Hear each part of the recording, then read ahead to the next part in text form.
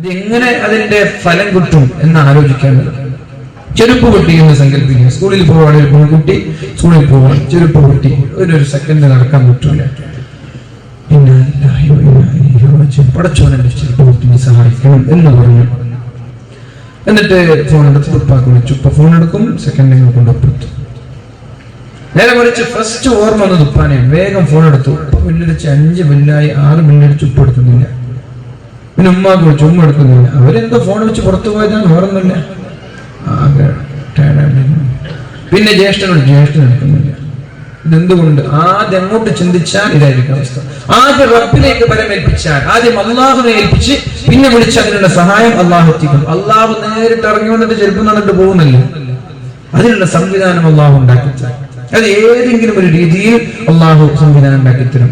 അല്ലെങ്കിൽ നീ അള്ളാഹു പടച്ചോനെ സഹായിക്കണമെന്ന് പറഞ്ഞ് കൈവെക്കുമ്പോഴേക്കും അത് വണ്ടിയിൽ ഇങ്ങനെ പോകുന്നുണ്ട്. ആരെ ജ്യേഷ്ഠൻ എവിടെ പോകുന്നത്? ടൗണിൽ പോവാൻ. അപ്പൊ പെങ്ങളെവിടെ ചെരുപ്പം പൊട്ടി നിൽക്കാം, വണ്ടിയിൽ കയറ്റി ചെരുപ്പം വെച്ചു. അതാണ് അള്ളാഹു ഏതെങ്കിലും ഒരു വഴിയിലൂടെ നിനക്ക് സഹായം പറ്റും. അതുകൊണ്ട് നിങ്ങൾക്ക് എന്ത് ആവശ്യമുണ്ടായാലും നിങ്ങൾ അള്ളാഹുവിനോട് ചോദിക്കണം.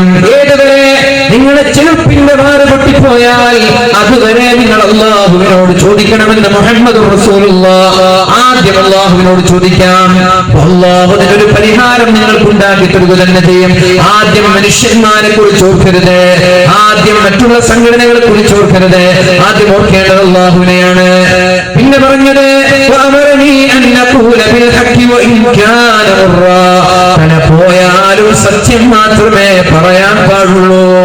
തല പോയാലും ഒരുപക്ഷേ സത്യം പറഞ്ഞാൽ സ്ഥാനം നഷ്ടപ്പെട്ടേക്കാം, സത്യം പറഞ്ഞാൽ ജോലി പോയേക്കാം, സത്യം പറഞ്ഞാൽ തല തന്നെ വെട്ടിയേക്കാം. പ്രശ്നമല്ല, എത്ര കൈപ്പേറിയതാണെങ്കിലും സത്യം മാത്രമേ പറയാൻ പാടുള്ളൂ എന്ന് എന്റെ ഹബീബനോട് പഠിപ്പിച്ചു എന്ന് മഹാനായ അബൂദർ റളിയല്ലാഹു അൻഹു. പിന്നെ എന്നോട് പറഞ്ഞത്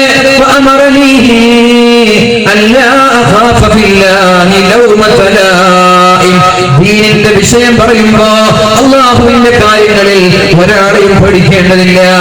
എവിടെ വെച്ച് നെഞ്ചുറപ്പോടെ നെഞ്ചു വിരിച്ച് ദീനിന്റെ കാര്യങ്ങൾ പറയാനുള്ള തന്റെ ഇടമുണ്ടാവണം. ഒരു പള്ളിയുടെ കമ്മിറ്റി ഭാരവാഹികൾ, ഒരു സംഘടനയുടെ, ഒരു പാർട്ടിയുടെ ഉത്തരവാദപ്പെട്ട സ്ഥാനങ്ങളിൽ നിൽക്കുന്ന ആളുകൾ സത്യം തുറന്നു പറയാൻ, ദീനിയായ കാര്യങ്ങൾ, തെറ്റല്ലാത്ത നന്മയുള്ള കാര്യങ്ങൾ ആരുടെ മുമ്പിലും പറയാനുള്ള ധൈര്യം കാണണം.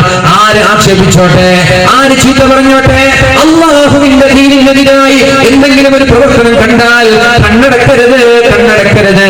അതിനെ എതിർക്കാൻ, ചോദ്യം ചെയ്യാനുള്ള ചങ്കൂറ്റം നിങ്ങൾക്കുണ്ടാവണം. ദീനിന്റെ കോട്ടം തെറ്റുന്ന ഒരു വിഷയം ഇവിടെ ഉണ്ടായാൽ, ദീനിനെതിരായ ഒരു സംഭവം ഉണ്ടായാൽ, ദീന് പറയാത്തൊരു വിഷയമുണ്ടായാൽ ഉടനെ തന്നെ അള്ളാഹുവിന്റെ വിഷയമാണല്ലോ ഇത് എന്ന് പറഞ്ഞ് ഒരാളെയും പേടിക്കാതെ തുറന്ന് സംസാരിക്കാനുള്ള ആർജവം നമ്മൾക്കുണ്ടാവണം. അവസാനമായി ഏഴാമതായി എന്നോട് പറഞ്ഞത് എന്നോട് എന്റെ ഹബീബ് പറഞ്ഞു, അൻ ഉക്സിറ മിൻ ഖൗലി ലാ ഹൗല വലാ ഖുവത ഇല്ലാ ബില്ലാഹ്, ലാ ഹൗല വലാ ഖുവത ഇല്ലാ ബില്ലാഹ്, ലാ ഹൗല വലാ ഖുവത ഇല്ലാ ബില്ലാഹ്, ലാ ഹൗല വലാ ഖുവത ഇല്ലാ ബില്ലാഹ്. എണ്ണമില്ല, 100 എന്ന കണക്കില്ല, 200 എന്ന കണക്കില്ല. എത്ര കണ്ട് വർദ്ധിപ്പിക്കാൻ കഴിയുമോ, എത്ര കണ്ട് വർദ്ധിപ്പിക്കാൻ കഴിയുമോ, എത്ര കണ്ട് കൂടുതൽ ചെല്ലാൻ കഴിയുമോ, അതിനനുസരിച്ച് ലാ ഹൗല വലാ ഖുവത ഇല്ലാ ബില്ലാഹ് എന്ന് എപ്പോഴും ചൊല്ലിക്കൊണ്ടിരിക്കണേ. ഒഴിവുള്ള സമയങ്ങളിൽ, മിണ്ടാതിരിക്കുന്ന സമയങ്ങളിൽ, ഫ്രീ സമയങ്ങളിൽ, ലേശർ സമയങ്ങളിലൊക്കെ ഈ ഒരു ദിക്ർ ചെല്ലാൻ സമയം കണ്ടെത്തണം. കാരണം ഇത് അർശിന്റെ ഖജനാവിൽപ്പെട്ട ഖജനാവാണ്. അർശിന്റെ ഭാഗങ്ങളിലുള്ള, അർശിന്റെ താഴെയുള്ള ഖജനാവിൽപ്പെട്ട അമൂല്യമായ ഒരു സ്വത്താണ് ലാ ഹൗല വലാ ഖുവത ഇല്ലാ ബില്ലാഹ്. ഇത് ചെല്ലുന്ന ആളുകളുടെ സമ്പാദ്യങ്ങളിൽ വർധനവുണ്ടാകും, ഇത് ചെല്ലുന്ന ആളുകളുടെ സമ്പത്തിൽ വർദ്ധനവുണ്ടാകും, ഇത് വർദ്ധിപ്പിക്കുന്ന ആളുകൾക്ക് അല്ലാഹു യഥേഷ്ടം സമ്പത്ത് നൽകുമെന്നൊക്കെ മഹാന്മാരായ സഹാബാക്കളുടെ ചരിത്രത്തിലൂടെ നമ്മൾക്ക് കാണാം. ഹബീബിന്റെ ഹദീസിന്റെ അടിസ്ഥാനത്തിൽ നമ്മൾക്ക് കാണാം. അതുകൊണ്ട് എന്റെ ശബ്ദം ശ്രവിക്കുന്ന സഹോദരിമാരോട് സഹോദരന്മാരോട് ലാ ഹൗല വലാ ഖുവത ഇല്ലാ ബില്ലാഹ് എന്ന് ഓരോ സമയവും ചൊല്ലിക്കൊണ്ടേയിരിക്കുക. ഈ സമയങ്ങളിൽ ഡ്രൈവ് ചെയ്യുമ്പോ, നടക്കുമ്പോ, ഇരിക്കുമ്പോ, വീട്ടിൽ പാചകം ചെയ്യുമ്പോ, അടിച്ചു മാറുമ്പോ, വെറുതെ മിണ്ടാടിരിക്കുമ്പോ, ബസ്സിലിരിക്കുമ്പോ, കാറിലിരിക്കുമ്പോ ലാ ഹൗല വലാ ഖുവത ഇല്ലാ ബില്ലാഹ്, ലാ ഹൗല വലാ ഖുവത ഇല്ലാ ബില്ലാഹ്. ശക്തി, കഴിവ് അല്ലാഹുവിന് മാത്രമേ ഉള്ളൂ, ഞങ്ങൾക്കല്ല എന്നർത്ഥമുള്ള ഈ ഒരു ദിക്ർ നിരന്തരമായി ചെല്ലുന്ന ആളുകൾക്ക് അല്ലാഹു സമ്പാദ്യത്തിൽ ബർക്കത്ത് നൽകുമെന്നും അഭിവൃദ്ധി നൽകുമെന്നും മുഹമ്മദ് റസൂലുള്ളാഹി സ്വല്ലല്ലാഹു അലൈഹി വസല്ലം. പിന്നെ നിർത്താന് ഒന്നും കൂടി ഈ 7 കാര്യങ്ങൾ ആവർത്തിച്ച് ഞാൻ നിർത്താൻ പോവുകയാണ്. ഹദീസ് ഒന്നും കൂടി ആവർത്തിക്കുകയാണ്, ശ്രമിക്കണം, ജീവിതത്തിൽ പകർത്താനുള്ളതാണ്. وعن ابي ذر رضي الله عنه ابو ذر رضي الله عنه أمرني خليلي صلى الله عليه وسلم عند خليلا عند حبيبا يمتنون بسبع أمرني بحب المساكين والذنوب منهم. മിസ്കീന്മാരെ സ്നേഹിക്കാനും അവരുടെ കൂടെ നിൽക്കാനും അവരുടെ കണ്ണീരൊപ്പാനും അവരുടെ വിശപ്പകറ്റാനും അവരെ സഹായിക്കാനും അവരെ സ്വന്തക്കാരായി കാണാനും നമ്മുടെ ഹബീബ് എന്നോട് പഠിപ്പിച്ചു. എങ്കിൽ അല്ലാഹുവിന്റെ ഇഷ്ടക്കാരായി മാറും. 2 وأمرني أن أنظر إلى من هو دوني ولا أنظر إلى من هو فوقي.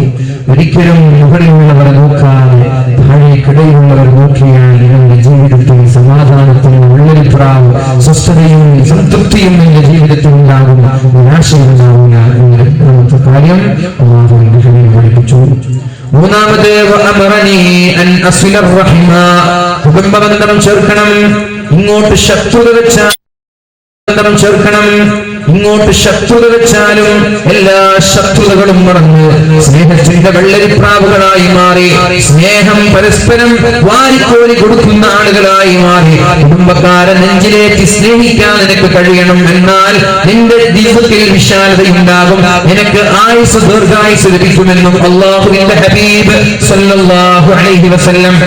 4ാമതായി വഅമറനി അല്ലാ അസ്അല അഹദൻ ശൈഅ.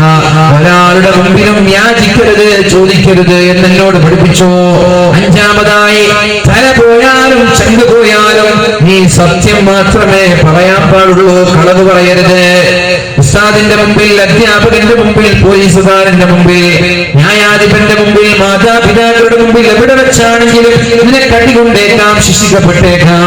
പക്ഷേ നിന്റെ വായിൽ നിന്ന് നുണ വന്നു പോകരുത്, സത്യം മാത്രമേ പറയാൻ പാടുള്ളൂ. ഇത് മുഅ്മിനിന്റെ ലക്ഷണമാണ്. 6ാമതായി പറഞ്ഞത് അല്ലാഹുവിന്റെ ദീൻ പറയുന്ന വിഷയത്തിൽ ഒരാളെയും പേടിക്കേണ്ടതില്ല. അല്ലാഹുവിന്റെ ദീനിന്റെ കാര്യത്തിൽ ഒരാൾക്ക് മുമ്പിലും മുട്ടുമടക്കേണ്ടതില്ല. ഒരാൾ ആക്ഷേപിക്കുന്നതിനെയും പേടിക്കേണ്ട. നെഞ്ചുറപ്പോടെ നേരിന്റെ പക്ഷത്ത് നിൽക്കാൻ അല്ലാഹുവിന്റെ ഹബീബ് സല്ലല്ലാഹു അലൈഹി വസല്ലം.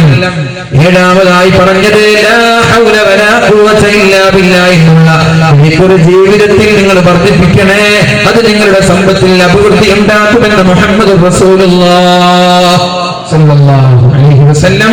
ഇൻഷാ അല്ലാഹ് ഞാൻ എന്റെ വാക്കുകൾ സംഭരിക്കുകയാണ്. നമ്മൾ പറഞ്ഞതും കേട്ടതും അല്ലാഹു സ്വീകരിക്കട്ടെ. ഈ മഹത്തായ സംരംഭത്തിന് ശാരീരികമായി, മാനസികമായി, സാമ്പത്തികമായി സഹായിച്ച ഗൾഫിലുള്ള, നാട്ടിലുള്ള പ്രിയപ്പെട്ട എന്റെ സുഹൃത്തുക്കൾക്ക് എല്ലാവിധ അഭിവാദ്യങ്ങളും ആശംസകളും നേരുന്നതോടൊപ്പം അല്ലാഹുവിന്റെ പൂർണ്ണമായ സഹായം നിങ്ങൾക്ക് നിങ്ങളുടെ നാട്ടിൽ, നിങ്ങളുടെ കുടുംബങ്ങളിൽ എന്നും ഉണ്ടാവട്ടെ എന്ന് ദുആ ചെയ്യുകയാണ്.